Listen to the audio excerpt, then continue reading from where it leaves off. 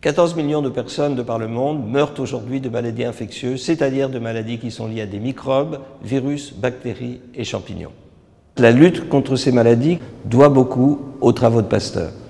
Le 27 mars 1873, il entrait ici, dans cette académie, pour se battre et pour tenter de faire valoir toute une série de découvertes considérables. Tout d'abord, il allait démontrer que ce sont bien les microbes qui sont responsables des maladies infectieuses. Il allait montrer que les bactéries diluées dans un milieu extérieur allaient par la suite donner la mort aux animaux qui les recevaient.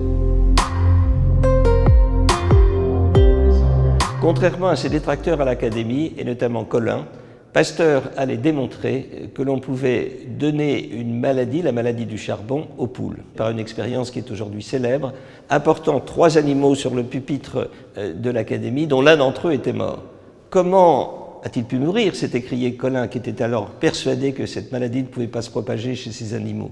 Eh bien, dit Pasteur, j'ai plongé les poules dans l'eau froide et en diminuant la température du corps, j'ai réussi à faire apparaître cette maladie. C'est ce que nous avons tous les hivers avec les rhumes. Et cette première démonstration montrait à la fois la résistance naturelle que nous pouvons avoir et également le fait que beaucoup d'entre nous peuvent, vis-à-vis des microbes, être des porteurs sains, jusqu'à ce qu'un événement extérieur, en l'occurrence le changement de température, puisse faire apparaître cette maladie.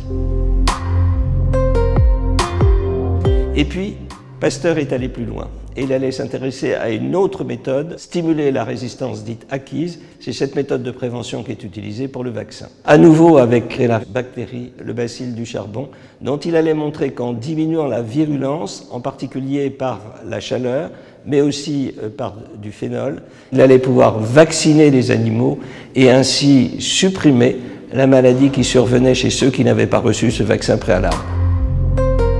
Alors quel était cet homme? Considéré au départ comme un chimiatre, eh bien il s'est rapidement imposé et allait par la suite conduire à toutes les mesures d'hygiène et de prévention, et bien sûr aussi le traitement que nous connaissons aujourd'hui.